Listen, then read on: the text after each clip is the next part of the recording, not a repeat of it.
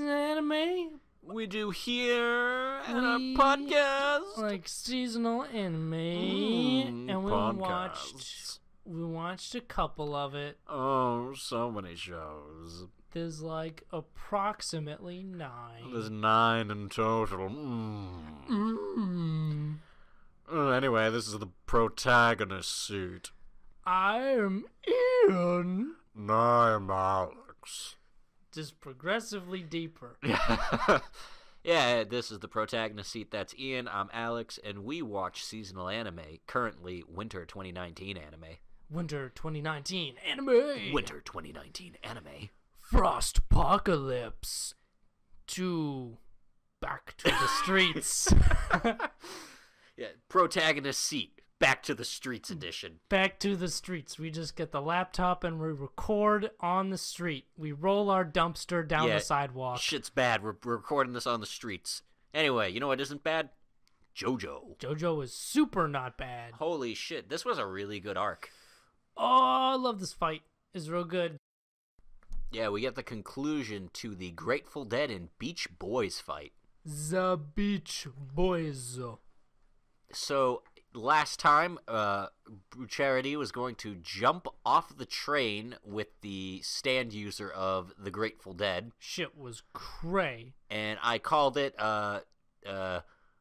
Poochie, what's his name? Poochie, Pesci, yeah. Maybe? Pesci, ends up, catching them with his stand. He hooks it into, his partner's arm so they don't immediately just fly off.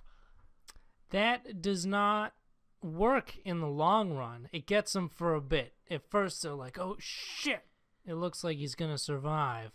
But then Bucciarati uses sticky fingers. Yeah, he opens up his hand and then transfers the stand hook into his hand and then kicks that dude off the train. And he falls off a train at 140 miles per hour, I think it said. Yeah, it was around there. Close enough. And the other guy, the stand user of Beach Boys, starts to notice something's not right. Because he can tell, he has like super analysis of the things he has hooked. He can tell weight.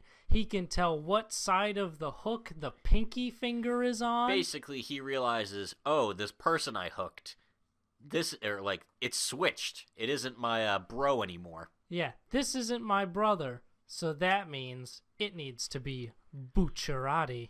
And he's pissed because he's like, man, my bro's dead, but then he sees people are still aging on the train. And he looks out, and his partner is barely alive, kind of held to the bottom of the train by his stand. He's lost an arm. He looks just beat to shit. Fucked. He fell off a train, basically. Yeah, he doesn't have all of his bits. Yeah. And so he decides he's going to carry out the mission and finish it and kill Bruno and the rest of them before his bro dies so he can see him complete the mission. And first, he kills an old person by just stepping on his neck. And then his personality does a literal 180. Yeah, he just immediately becomes stone cold killer, where before he was nervous guy. Even later when he faces off against Bruno, like Bruno in his head is like, that's not the man I encountered earlier. He looks like he's seen 100 years of bloody combat. Because even the way his face looks is kind of different. Yeah. He's got that stone cold killer look to him.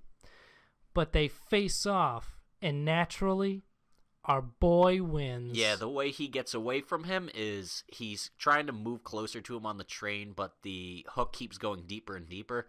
So he uses sticky fingers to cut himself into a bunch of pieces so he can't track him because he can't sense his heartbeat or his breathing. Yeah, and at one point he even cuts his heart in half to stop it from beating so that Beach Boys can't sense it. And he would have died from this if not for the fact that Beach Boys stops the train, which has all of his parts kind of slide back together. Yeah, he gets extremely lucky. And then they face off. And then he immediately does the thing that he shouldn't be doing by being like, I'm gonna kill you, and I'm gonna kill you guys. And he's like, hey, you should save that for when you actually do it. And then Sticky Fingers fucks him up. Yeah, he basically just cuts that dude into like a million pieces, and then he's like, arrivederci. Yeah, he actually says it in Italian. Or in, I don't know how to... He says it in Italian with a Japanese accent, but it's still super good. Yeah. I love that shit. Arrivederci. And it turns out Trish has a stand now. Yep. We see she's real stressed out. At one point, she has like a real weird outline. And when the camera sort of gets a shot, it's kind of looking down on her. And we see her hand that was touching the ground now has a big, angry demon handprint. Because she's a stand user, and Bucciarati is naturally like, holy shit, the boss's daughter is a stand user. And that's where that ends, and as we see another guy of the hit squad show up, and he sort of, looks around the scene and gets a blood sample, and he's like, I know this blood. This is definitely Bucciarati's blood.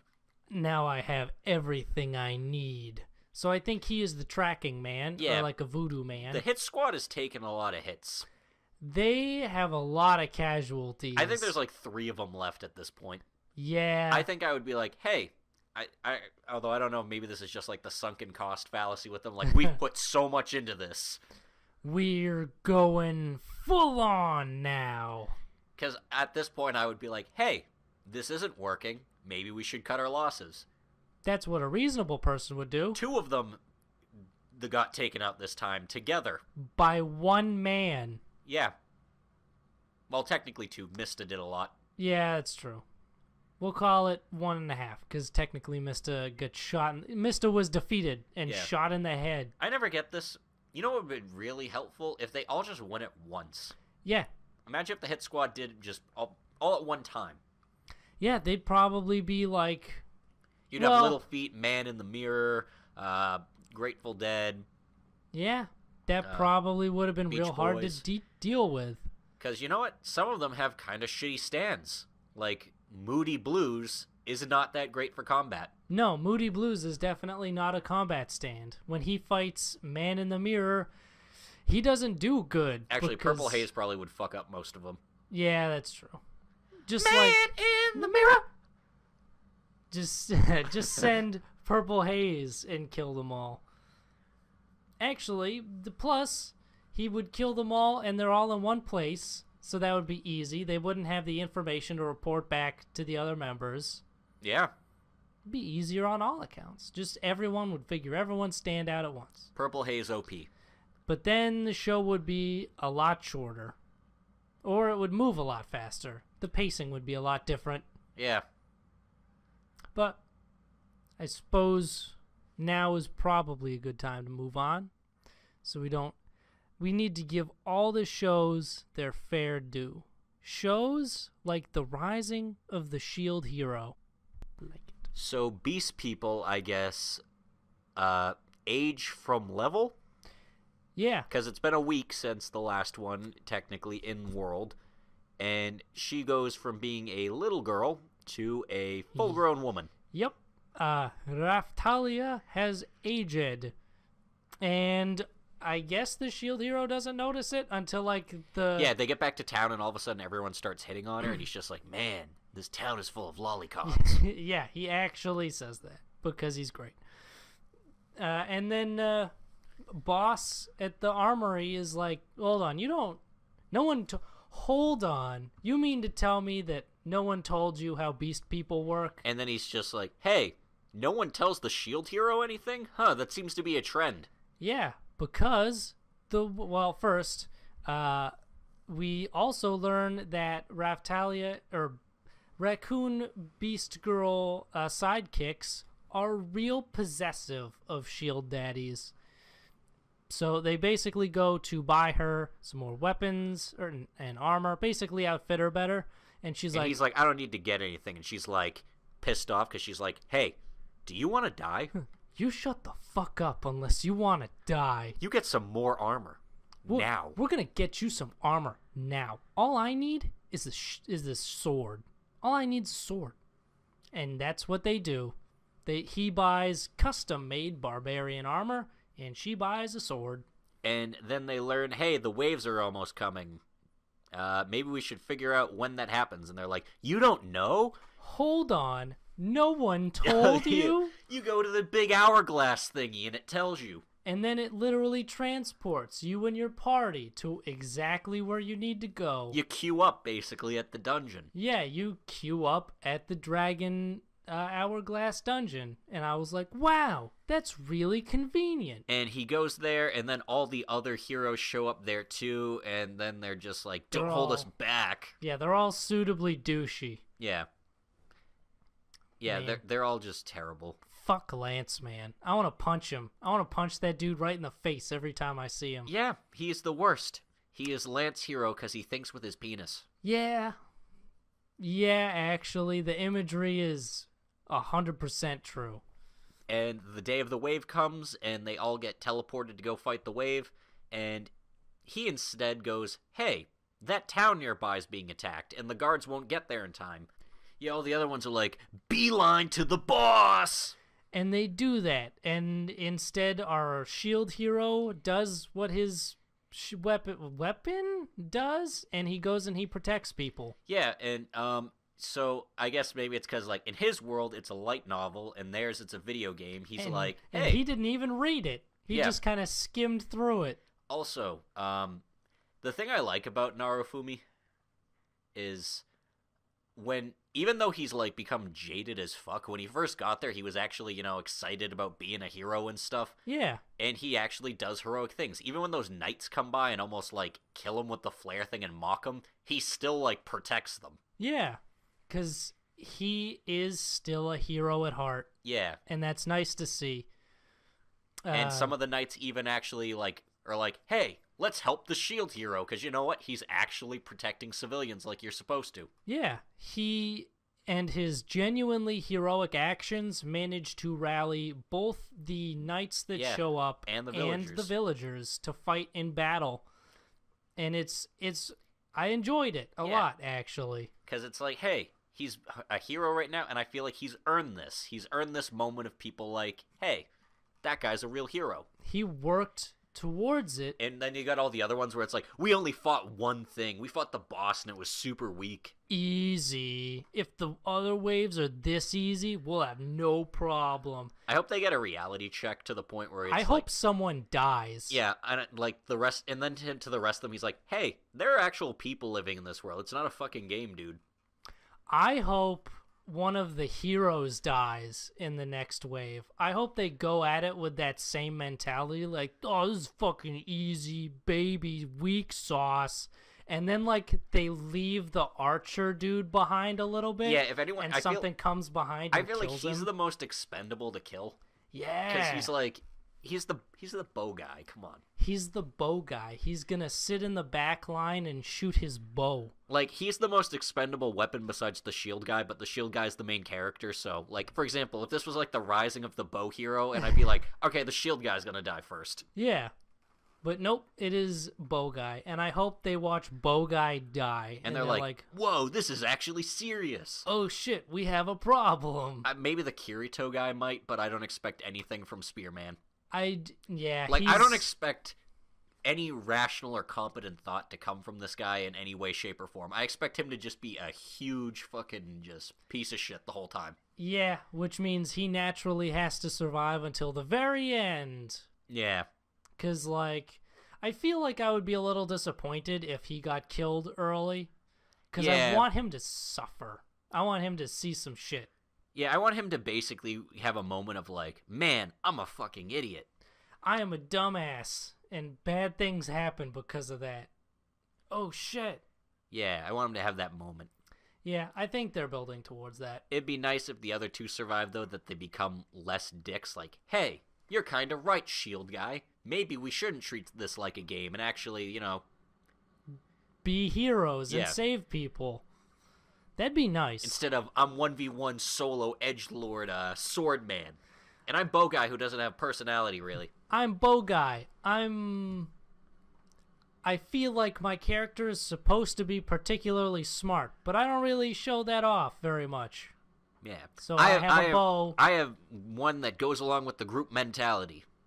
I kind of hope he either dies or changes so he's like, instead of fighting with these dickbags, I'm going to be a hero with the shield hero. Yeah. Because I believe he is also the youngest out of the group. Yeah, he is.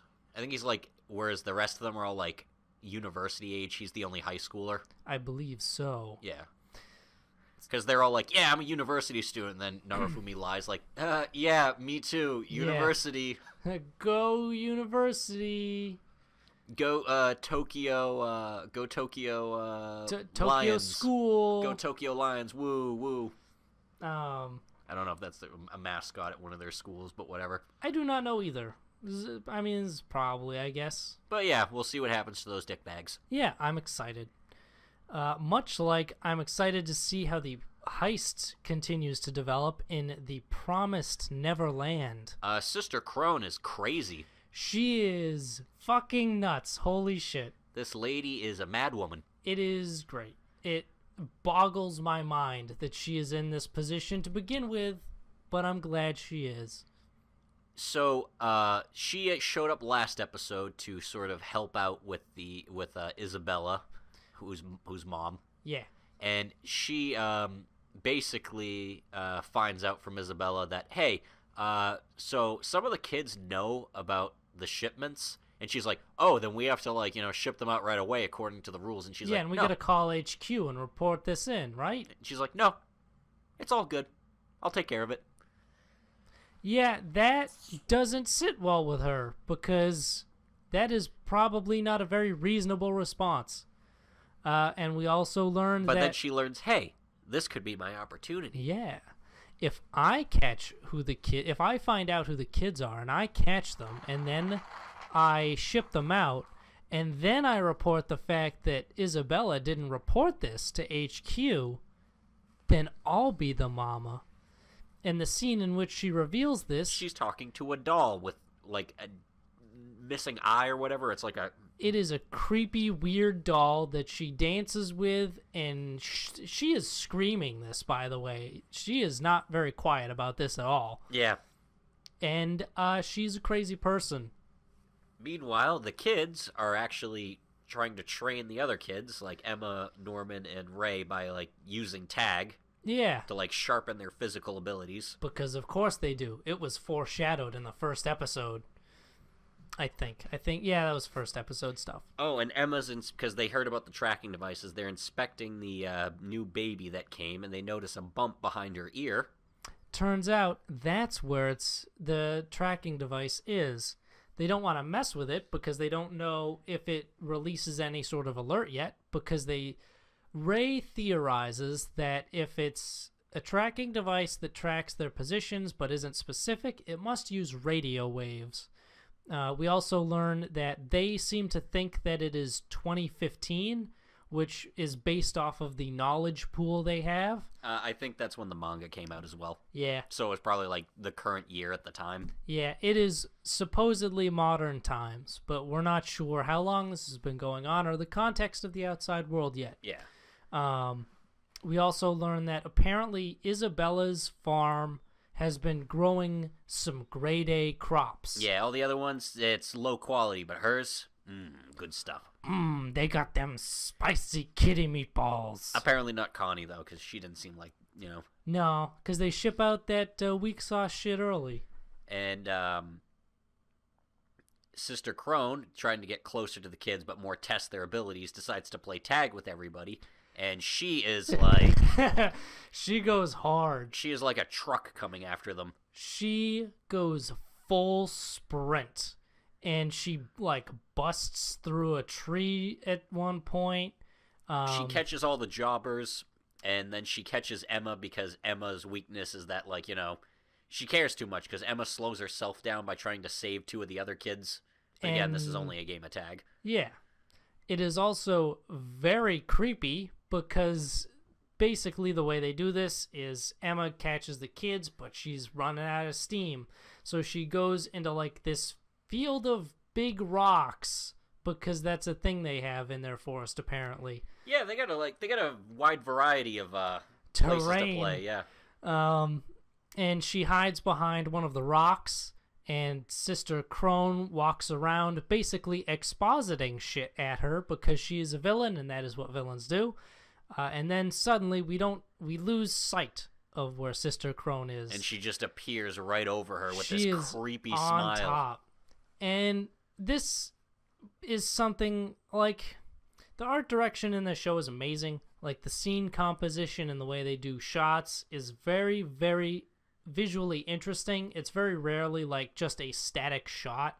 At one point they're talking to each other in like the woods, and they frame each of the characters through holes. Yeah, every time they have a conversation, it's always very nerve-wracking, like someone's listening to them, because it's always from the shot like they're being watched. Yeah, because that's kind of the situation they're in. And at the end of the episode, you find out that one of them, there might be a traitor amongst them. Like, there's a snitch. Isabella might have one of the kids reporting back to her. And it is heavily implied that it is Glasses Girl. Yeah, because at the end of the episode, her glasses have that shine where you can't see her eyes, which always tells something's up. Yeah, something's up with Glasses Girl. I like this show. It's good shit. It's dug its hooks into me. A lot of tension. Yeah, this is a tense-ass show. I know people say, like, because we're in the first arc right now, a lot of people say, like, the next one's not, or, like, the other arcs aren't as good. The first one's the best one. Because this is a Shonen Jump series. I want to know where the Shonen comes in. Me too. Because, like, this does not feel like it at all. Yeah. It is very different. Does not feel like a Shonen series. It probably gets more Shonen after they leave, if I had to guess. Yeah. Develop abilities to punch demons. Yeah, you need to punch the demons. Yeah. Emma needs to punch the demons with her super athletic abilities. But yeah, it's fun. It's good. Check it out. Yeah, watch it. Watch it, even though you probably wouldn't listen to this whole segment if you weren't. That is a good point. But watch it anyway. Go back and watch it again. Watch it 3 times. Kaguya-sama, love is war. Love is war, love is war, love is war. Love is I love... The opening is, like, super catchy with, like, I love it. I don't want... It feels kind of, like, James Bond-ish at, like, times. It's so good. Like, the kaleidoscope part. I like the opening. And there's a lot of Kaguya-sama with, like, weird weapons and our shit. I can't remember the class president's name, but he's got a lot of weapons. Yeah. It's real good. Listen to it. So the first bit in this episode, because it's usually like 3, the first one is the president mentions how like there's a magazine in the student council office that was confiscated because one of the teachers thought a student shouldn't have it because it's trash. Yeah. It's too risque for teenagers. It's basically a Teen Vogue magazine. And the secretary, pink-haired girl, picks it up and looks at it and immediately is flustered by it. She freaks out. And Kaguya picks it up and reads it, and it looks like it just says, when was your first time? And she thought, oh, that must mean kisses. And she's like, oh yeah, high school students, it's like 34% have already had their first time. I'd be surprised if it wasn't higher. Yeah, she's like, it should be. She's like, that actually seems kind of low. And they're like, have you? And she's like, of course. And immediately this like breaks the two of them. It's like the secretary and class president are like, what? The whole tension of this section is that she doesn't reveal that she thinks it's her first kiss because she is super sheltered rich kid. The joke is she doesn't know it's talking about sex. Yeah. So she's like, I've done it a couple of times. Why haven't you guys? I've done it with my little nephew as a baby. And they're like, what? That's sick and wrong. And she's just like, well, you must come from really sheltered. And she's like, come on, I forget the pink-haired girl's name, but she's like, you do it with your dog, right? And she looks at the class president, and she's like, you have a little sister, right? Don't you two do it all the time? And he's like, you are sick and disgusting. You're a loon. Those are the fiendish ways of the sheltered rich. And then they find out that she was just talking about kissing. And yeah, basically, they both realize that him and the president and the secretary are like, oh, she doesn't actually know what we're talking about. And he's about to say something, and she's like, no, Let me handle this. So, like, girl, she goes over and she's whispering in her ear, and she's like, and then he puts it in the, and then after, and, yeah. Her face immediately just beat red. It is world life-changing information. Because you find out she was super sheltered and had no idea about any of that. They did not even cover anything past kissing. Yeah. And next one... they decide to play 20 questions. Yes. And he has a theoretical gun which he shoots each question with. It is a Western. And it's a super tense shootout Western. Basically, they're playing 20 questions, and he has to guess what the thing is.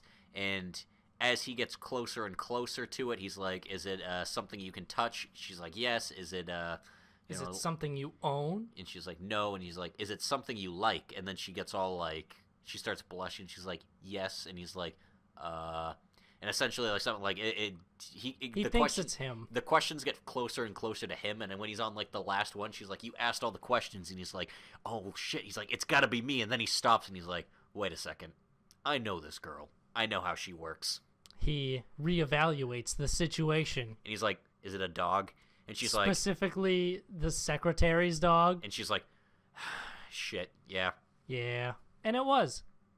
Because she wanted to goad him into saying, is it me? Yeah. But he was smart enough to see through that. He beat her in mental chess. And then the last one is her car's got a cat in it. It has a cat in the engine block. So she has to walk to school that day. Yes. And she plans on seeing the president because she knows he bikes to school. But then she comes across some crying little girl and kind of just sort of feels bad and helps her. Because this is the most irritating child ever who can't do civilian crosswalks. Yeah. But turns out it's her first time because her friend was like, hey, we don't do the hand-in-hand super friend all the time crosswalks no more. We're big kids now. And she freaks her shit. So basically, Kaguya brings her to some good halfway point where she rendezvous with her friend. Yeah. And she's almost late because she gets lost. And then barreling down the street on his bike is the president.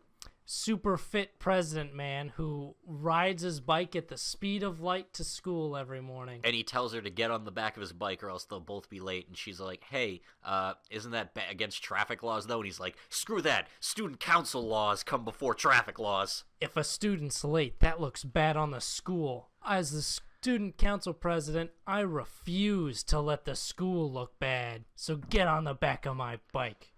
And it's pleasant. Yeah, and also she's just kind of sitting there, not hanging on, and I feel like... Yeah. Yeah. Especially because he's going real fast, so if he hits any kind of bump, she's going right into traffic. Exactly. It's not safe. But, yep, that's the episode. And then we get the budget-blowing ending, where it's just the... student council secretary... just dancing. Dances. But it's, like, super good-looking animation. It's great.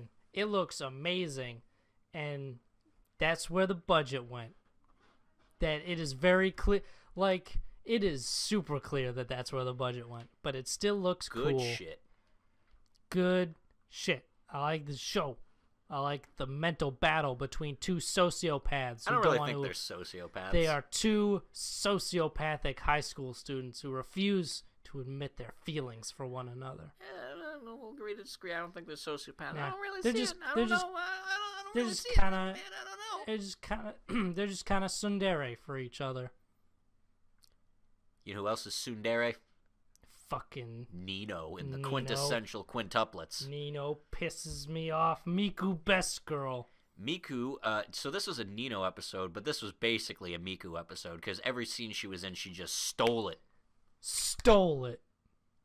Basically, so now he's getting ready to teach them because Miku agreed, and so they're all actually about to start, and then Nino comes in and basically ruins all their shit by being like, hey, didn't you have to do this, or didn't you have to go here, and they all just run off and scatter. Hey, there's a basketball game, but one of the players broke their leg. You should go, and then Yotsuba. Yeah, and she's like, oh, I gotta go help them then. She leaves, and she's like, hey, Ichika, didn't you have work? And she's like, oh, shit, I should go to that. And then I should go to that, I guess. Yeah, I guess I should go. And she's like, hey, you should study in the library. And first girl is like, yeah, it's a good idea. And then it's just Miku, and then she's like, hey, Miku, you should go and do this thing. And she's like, no. And immediately conflict between the two of them. She's like, you two are awfully close lately. They tear each other apart. It is like watching two wild wolverines fight. And they decide to settle their dispute with a cooking contest. There is, to the viewership, a clear winner. But to our main hero, there is not. Yeah, so basically, Nino is a way better cook than Miku. Like, she makes some, like, really fancy, like, omelet dish. I forget exactly what it's called, but it's got a fancy-ass name. And, like, Miku makes, like, fried eggs over, like, rice. Omu rice. And he tries both of them, and it says, like, palate of a poor boy. Because he is. And he's like, yeah, they're both pretty good. Yeah. That is his answer to the whole... It's just... They're both good, and he just like starts eating both of them. And Miku is just so pure and just so moved by this and really happy, and it warms the heart. You could tell she had no faith in her dish, and she was really happy that he liked it. And then Nino just gets pissed off and just sees that she's happy and was just like, whatever, I'm done. Fuck your happiness. I'm just storming off. And he's about to leave, but he forgot his little flashcard thing. So as he's out, he sort of hits the buzzer, and he's like, hey, Miku, I forgot something. Can I come back in? She's like, yeah, I'm just going to be taking a shower, so I'll be right back. And then he goes back to find what is suggested to be Miku on the couch, and he's like, wow, you're really fast. Holy shit. And she's blow-drying her hair, but then he notices, uh-oh, that's Nino. That's not Miku. And Nino can't see because apparently she has contacts. Yeah, her contacts are out. So she's like, hey, Miku, is that you? And he's like, oh, shit. And she's like, are you mad at me? And she's just like, yeah, it's because of that guy, right? He should have never come here. He's ruined our household. And then she's about to, like, a bunch of shit is about to fall off a shelf onto her. And he's like, he does the classic thing where the only way to help someone not get hit by something is to tackle them out of the way. It is to tackle them and leave yourself on them for as long as possible. Also, I've always wondered this. I feel like that's not an effective way because usually you're on the ground right next to it. I feel like just kind of pushing somebody is a lot more effective. Yeah, like give them a little push or like pull them a little bit and then you're good. That's it. You don't need to fully, like, slam. Like, I feel like that would cause more damage than a couple of books falling on her. Ifumi uses body slam. It's super effective. Yeah, and so then she realizes it's him, and then Itsuki shows up and takes a photo of them, and they have almost like a little court trial about this. Yeah, everyone comes back for the court trial because this is way more interesting than whatever they were doing. Yeah, except Yotsuba, because I read through the manga, and there's a little thing where it's like it's like an arrow pointing to where she should be, and it said, "Is that basketball practice?" Yeah. So she's the only one not there, and they have almost Ichika acting as like the judge. And it doesn't look good for our main hero at first, but then best girl Miku comes to his defense. Yeah, because they're like, he snuck back in so he could, like, assault us. And he's like, no, it's not true. And then she's like, I actually let him in. Yeah, I let him in. He just came to get something. He didn't come to take something. He came to get something. And then Itsuki figures out, oh, hey, if you look at this photo, it looks like he tried to knock her out of the way of the books that were going to fall on her. And then he wins, I guess. Nino gets mad, storms off, goes outside, and pouts. And as he's about to leave, he sees her and goes, this isn't my problem. I should just ignore it. And he can't. Because, of course, he can't. He's main boy. He is a harem main character. He just can't ignore problems like this. He can't. And then he goes and sits next to her, and he tries to make her feel better, which somehow works out her going, yeah, I do feel better. I will just never accept you. It strengthens her resolve to fuck up whatever he's trying to do. So, congratulations, he tried to do something good and ended up making his job so much harder. Yeah, because she just decided she doesn't like him and she's just going to make everything hard for him. Yep. And he's like, well, shit. And this is the girl with, like, the next biggest fan base in the series next to Miku. Yeah, I don't understand why. I don't get it. Again, because I read it, she gets better, like, 50 chapters down the line. So we got a little while. Yeah. That doesn't surprise me. This is a I like watching the show. It makes me smile. It makes me happy because it's not. It's just nice. Yeah, it's nice. It's a nice harem anime to just kind of watch. Yeah, it's sometimes you just want that. You don't want anything too complex. Yeah, it's simple. You got the characters. They each have their weird gimmick. Miku is best girl. You got best girl. Miku is so best girl. It's not even funny. It's not even a contest. She's got the headphones. She gets the sweater. I'm gonna be really mad if it's Itsuki on just the grounds of first girl, because that's gonna be just disappointing. She is one of the most absent of them all. She's just there. She's there. She's even she's studying by herself while everyone else is still in the room. Because she's stubborn.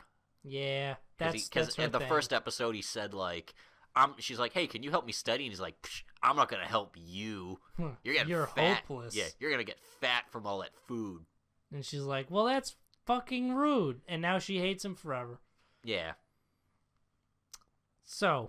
And then we get to where it's not turn your brain off. This is domestic girlfriend, where things get weird at his house. Yeah. So, turns out all the side characters in this are great. Yeah. We get to delve into best friend Glasses Man more. Yep, and so he apparently he works at a cafe nearby, and there is a trans man that is the manager there, who insists that people call him Marie to varying degrees of success. Yeah, which pretty much no one does, because this is Japan, and he's a dude.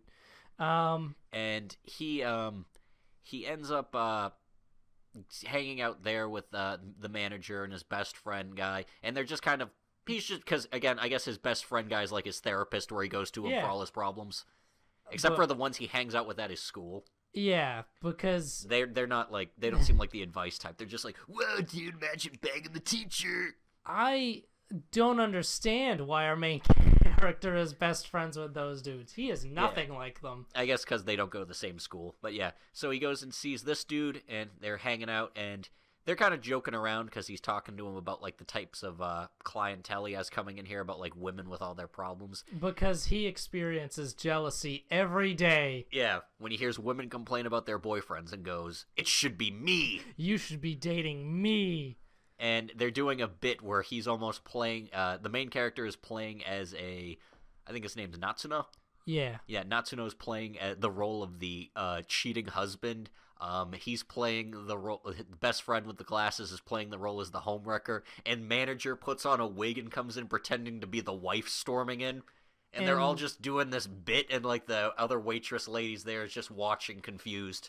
I love this scene because at one point it sort of does flashes into best friend's mind as he mimics out talking to one of the women, and every time it cuts back to him, he's handsome, more handsome, because at first it's just him in the seat, and then he's an anime pretty boy, and then it cuts back and he's just super glittery anime pretty boy.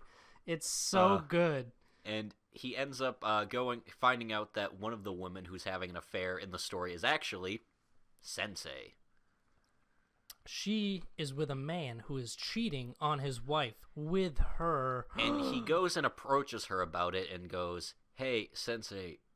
He just knocks on her door, and she's like, "Hey, what's up? Are you having an affair?" Yeah. That's kind of fucked up. And then shit escalates. Then she goes "Hey, you wouldn't understand, just get out." And then he just forces a kiss on her. And then she kisses him back. And, the whole time it's hey, this is not a hot scene. This is an uncomfortable scene. This is yeah. This is not okay. This is weird. Yeah. And because she, she rips his shirt open and she throws him onto the bed and she then climbs on top. But then she basically stops and she's like, "See, you're trembling. You're still a child. You're a scared boy." And I mean, that's kind of aggressive for such a young man.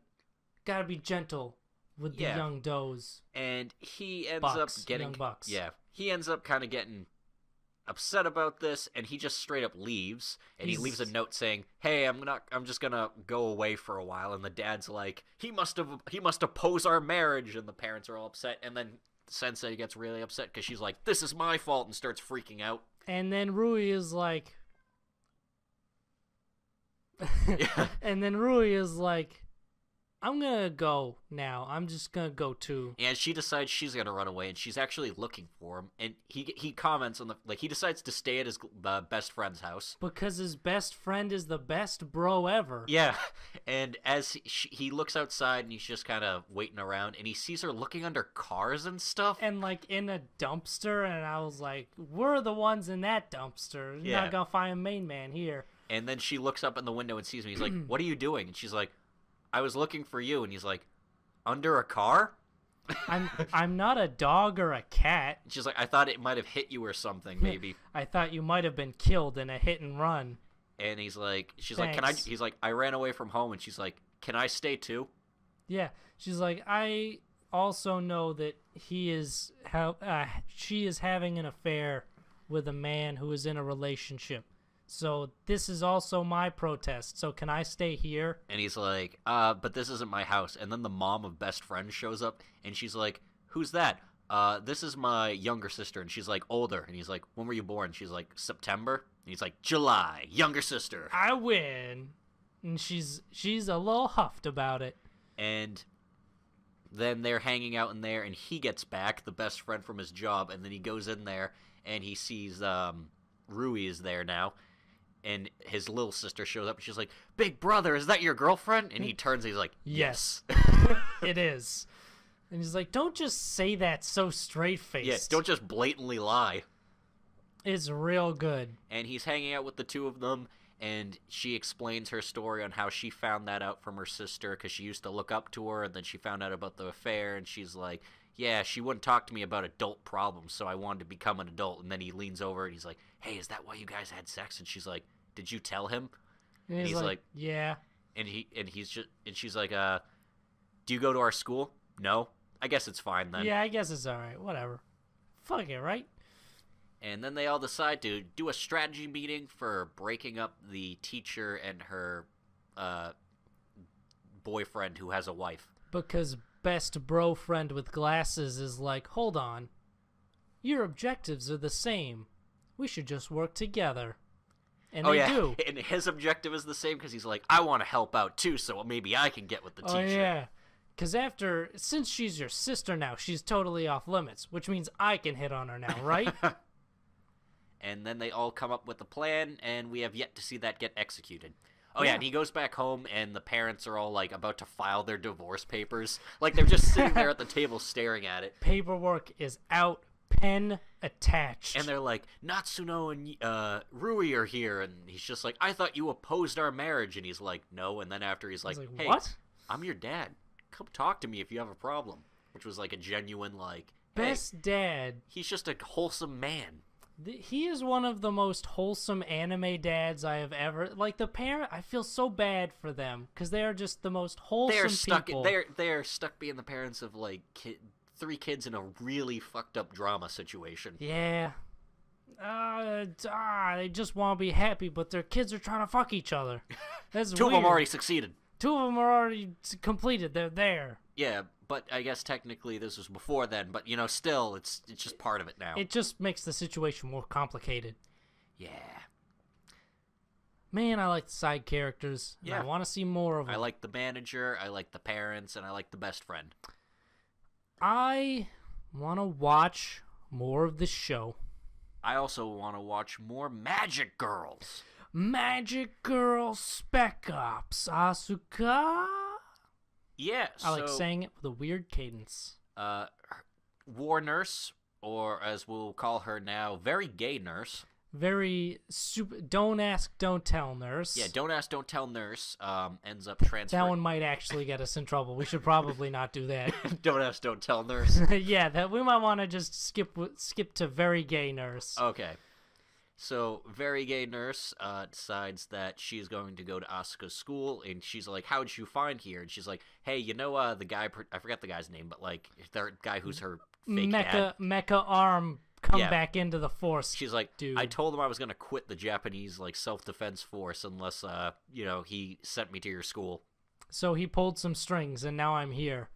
And she's super possessive, because as soon as the best friend characters show up, she's just like, they're like, hey, we're Asuka's friends. And she's like, oh, I'm her best friend. Yeah, I'm Asuka's best friend. Oh, okay, you're that character. But they warm up to each other pretty quick because they're like, let's go to the pool. Let's go fan service. And everyone's like, yeah, fan service. And I'm on my couch and I'm like, yeah, fan service. You watch this show too while like your mom's at home? Fan service. High five. High five, Mom. No, this is one I do not watch. I watch this one and several other shows on our list by myself. Yeah. Because this one and A Man Who Fucks Pre-Sister and Wants to Fuck Sister are two shows that I keep to the cold, dark safety of my room. Yeah, kind of like last season with Cutie Ladies. Da, da, da, da, da. That was the ultimate just me in the darkness with the shades pulled like no one can see me watching this. Yeah, I'll enjoy my moe in private. I need to enjoy my moe content myself.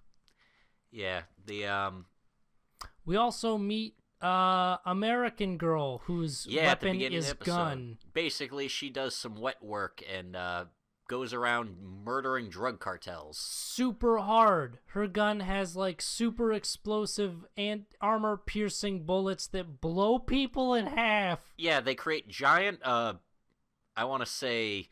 don't want to say basketball size. It's like it's bigger than that. It's like beach ball sized holes in people. Yeah, and once the scene of her breach and clearing a room by herself, because she's like, "Hold on, guys, I'll take point." And then does her magic girl transformation, and then like, "All right, I'm ready." And everyone's like, "Man, that still weirds me out that you just do that."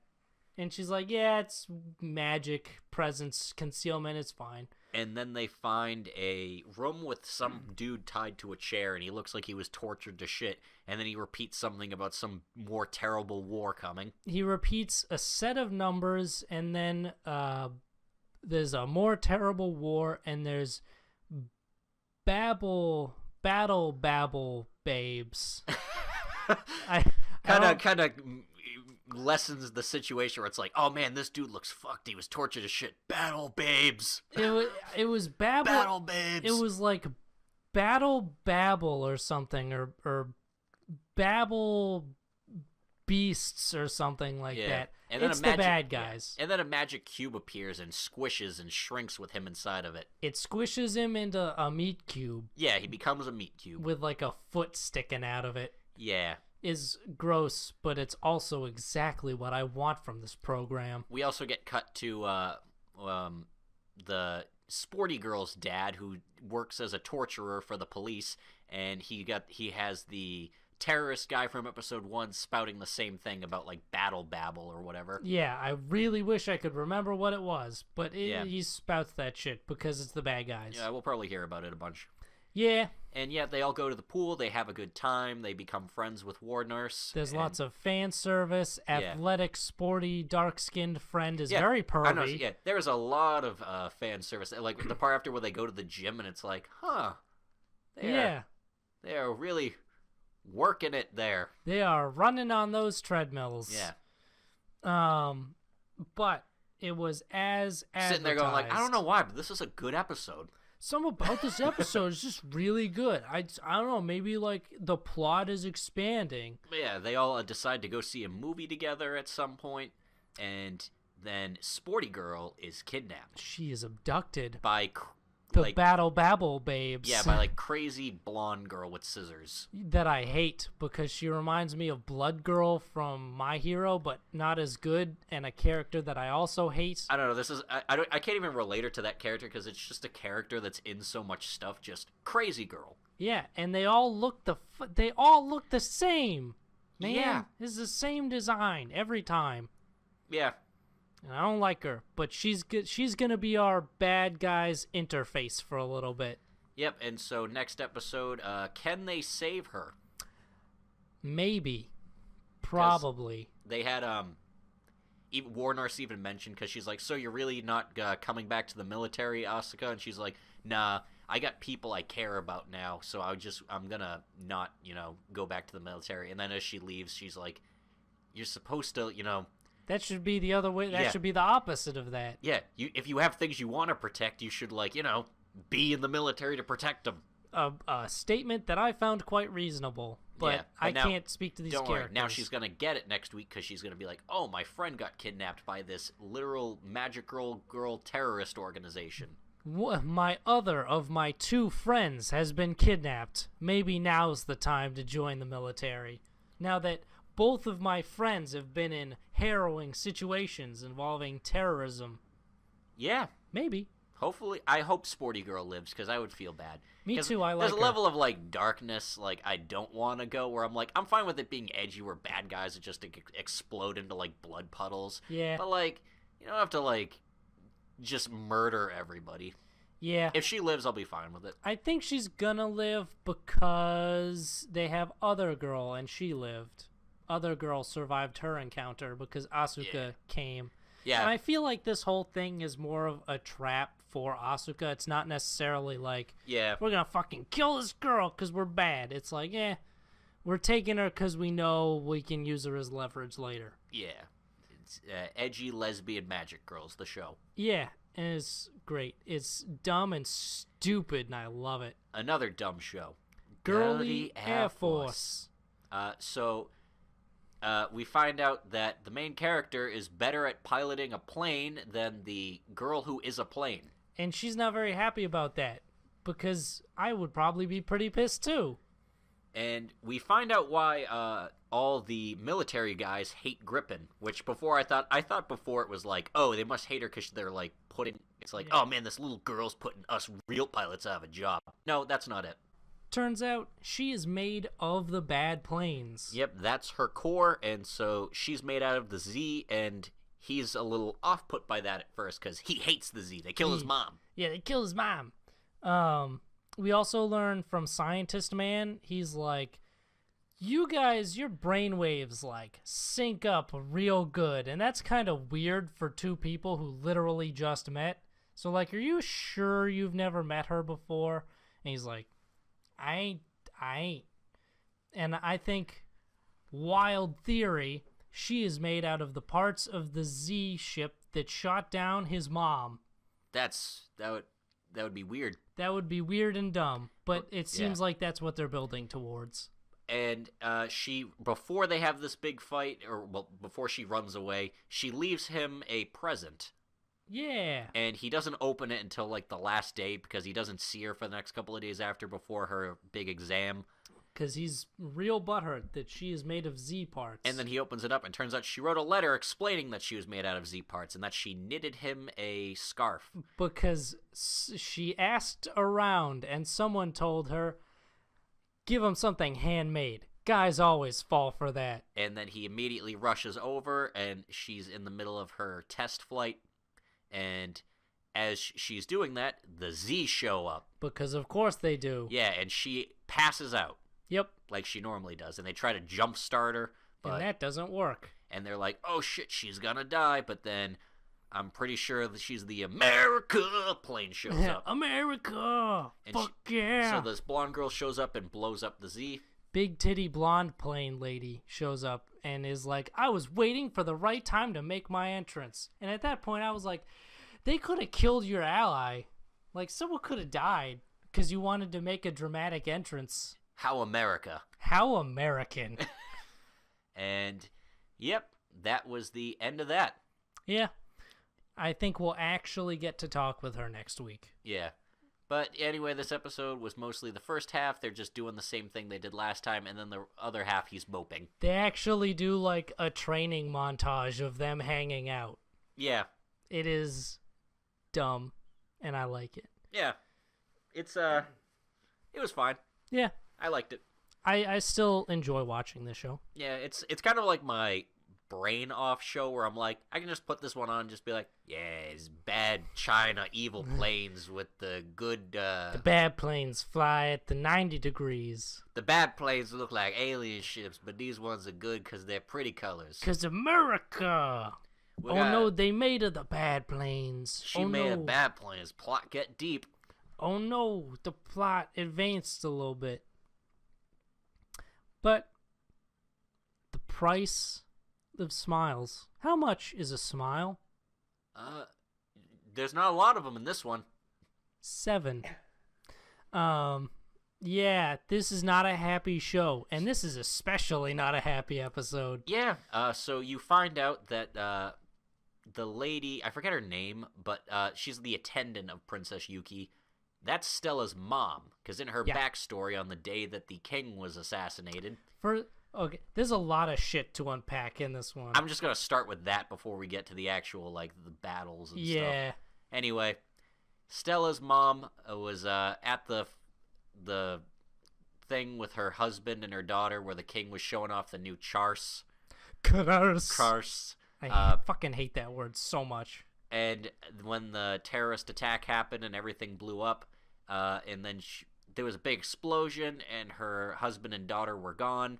And you know it's Stella because that thing Stella's holding in the opening with the fish inside. And also the little girl's hair is the exact same shade of blue. Yeah. Which I don't think we've ever seen on another character. Yeah, and she assumes, oh, my daughter and husband are dead, and she's taken away in a ambulance. And the only other people, there's like 2 other people in there, and the baby, Princess Yuki. The baby. And there's another big explosion, and she uses her body to shield the princess.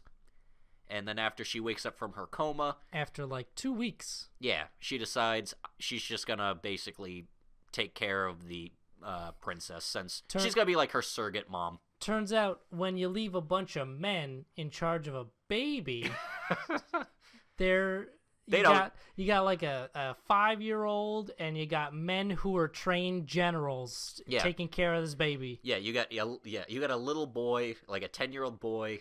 Not even 10. You got like a 5-year-old boy and 2 grown generals. Like, it cries all the time, and we don't know what to do. They actually say that. They're like, because she starts crying, and they're like, yeah, we have no idea. We don't know what to do when she gets like this. And then she just walks over and picks up the baby princess, and then everything is fine.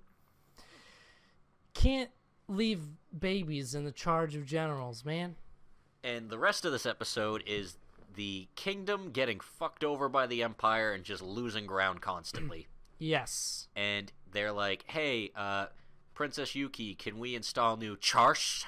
However the fuck you say it. I hate that word. I'm gonna call it the MacGuffin. Yeah. Can we install new MacGuffins in the mechs? And she's like, no, those aren't supposed to be used for war. Joshua died because he had one of those in his mechs. I'm like, no, he died because he had glass, like, from huge, the cockpit inside his chest. He took a little damage and a huge shard of glass impaled him.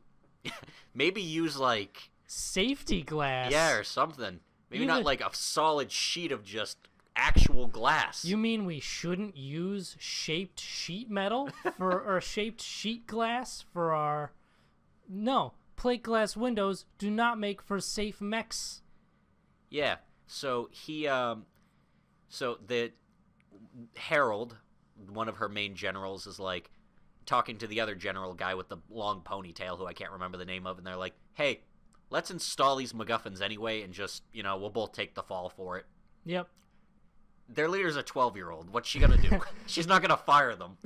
It's like, my uncles did a thing I didn't like. I'm just gonna kind of scold them. Yeah, I will reprimand them verbally once. Yeah. Verbally, one time. And that goes over about as well as expected. Yeah, so they do it, and then she finds out that they did, because they bring her to go see... First, they're like, Princess, we need you to authorize a full evacuation of, like, all these cities, and our forces are we're gonna try and hold them off long enough to pull our people out. And she basically agrees to it, because all of her generals advise her, like, hey, yeah, we can't keep fighting here and not just lose people for no reason. Yeah, it is a pointless battle. Yeah, which she agrees on, because, she's like, hey, I don't want it. I want as few people to die as possible. A valid standpoint. And then she actually goes to the front to go see what's going on, and Harold explains, yeah, we put the MacGuffins inside the mechs, and she's like, I didn't want you to do that, and he's like, yeah, but they did help the evacuation and save people, and then she's like, yeah, well, if they save people, I guess, fine. It's fine, but you guys, everything you do goes through me now. And then they're like, okay. And then she notices there's a couple of people that chose not to evacuate, a couple of civilians, to make a final stand against the Empire, which... Like 5. Yeah, 5 in bulletproof vests, which I'm like, good work, guys. That's going to stop those mechs from, like, taking you out. You and your assault rifles, you're going to hold that last line. And she's like, we got to save those people. And, I'm assuming the only reason Harold did this was because he already kind of, like, fucked up. He already fucked up once today, or, like, disobeyed orders, so he's like... He sent, like, 6 mechs to go back and try to save them, and they all get fucked, and the prisoners get killed, or the civilians they were trying to save gets killed. Everyone dies. And she's just watching, like... And then she starts breaking down and crying again. Because... She's like, why? Why would they do that? And it's like, war is hell, kid. That's what war is. And yeah, it turns out, and at least at the beginning, she's kind of reasonably mad that no one told her that there was a war. Yeah, because, like, what the fuck, guys? I'm the leader. You gotta tell me stuff. Yeah, and turns out everything was just... Everything is lies. Yeah, and it's just bad. And turns out having a 12-year-old call the shots on the battlefield, like, things like, hey, rush back to save those 5 people who just... had the chance to get out and chose not to, and just lose us like 6 soldiers and like a transport vessel. Yeah. We also learn another important tidbit. We learned that the quote-unquote accident in which the king and queen were killed was not an accident, but an act of terrorism. And also the thing that caused the alliance between the two countries to split. Yeah, I think it was like a group of terrorists attacked, and then the Empire just started firing on the place because they were like, hey, we're trying to stop the terrorists. But I'm like 90% sure that's a false flag attack. The Empire's like, hey, dress like terrorists, go in there so we can just bomb the place and say we were trying to help. Yeah, and terrorism is bad, kids. And that's also how Stella's quote-unquote... Or not Stella, that other lady's quote-unquote family died. Yeah. And we're going to probably next week switch back to the blue team. Yep. Red team, blue team. This was a red team episode. We'll get a blue team episode next week. Experienced a little bit of the red team. Part of me wonders if Stella got, like, whacked real hard with debris from the bombing, and she has brain damage, which is why she's such a creepy, unbalanced person. Yeah, or like she just has PTSD and thinks her parents are dead, even though her mom's alive and assisting the princess. Oh, that's how we bring them together. Yeah, because I hope Stella doesn't shoot her mom, because I'm just worried that Stella's just gonna kill all the people she's with, or like anybody that's just like she's gonna kill her mom because she's on the enemy side, or she's gonna kill Commander Dude because he's a nice guy. Yeah, Stella's probably gonna kill a lot of people. Yeah. But then in the unless they're going towards. I want to know if maybe the theme song of this show is like meant to be ironic and like all the promo where it it's feels like it. Yeah, where it's like showing them in like a sunflower patch, like holding hands and stuff. Where I'm like, I wonder if that wouldn't happen because like Joshua, he was in the theme song and stuff. He seemed like, hey, May boy, and they kill him off. Yeah, Joshua's in the opening fighting Stella. And this is an original series, too, so it's not like there's, like, any manga or anything to, like, spoil it. We can't cheat. Yeah, so maybe that's what they're doing. They're like, hey, this is a mecha series where these 2 girls come together. Nope.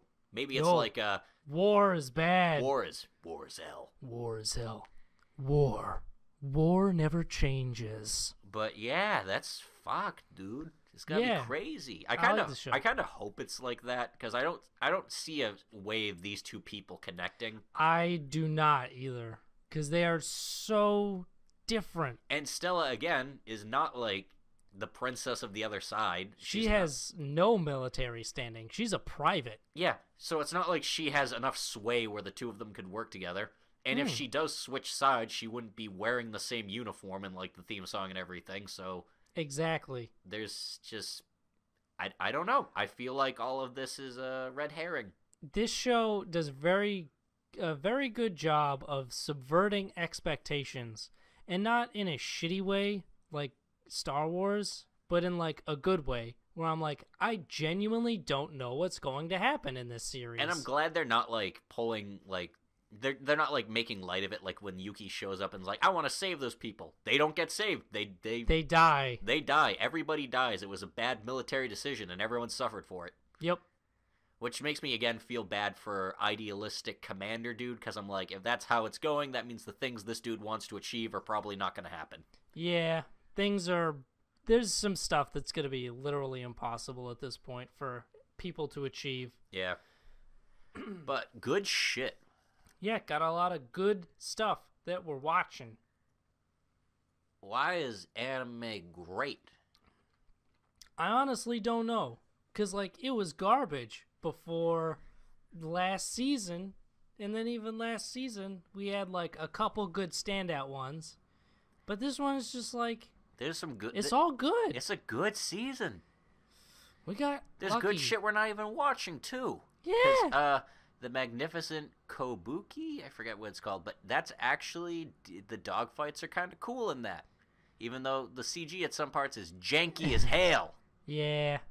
I can't remember what it was. I think it might have been Magical Girl Spec Ops Asuka that I was watching. I was like, the animation in this show is not very good, but I love this show. I love it. That's one of those shows where if you like explained it to me, I would be like, that sounds like edgy bullcrap. And then like you watch it and you're like, no, it's like a 80s-esque action flick. It is. It is.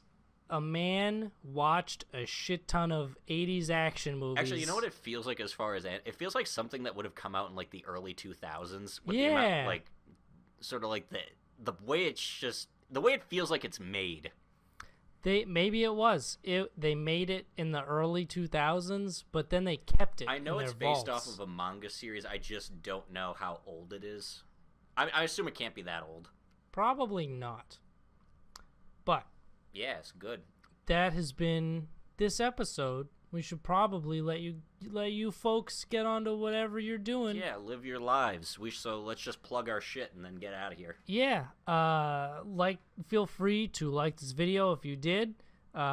Subscribe to our channel if you would like updates and to keep current on all the random shit we do. Mostly posting this. Follow us on Twitter at Protagonist Seat. Yeah, for we more sometimes updates. Yeah, sometimes we update on what we're watching, what some different episode stuff, And memes. and we post Miku pics. Hot Miku pics. We own Miku pics. That's going to be our Twitter account soon. Google Miku feet, and that'll be our next profile picture. All right. See you next time. Bye bye. Bye bye bye bye bye.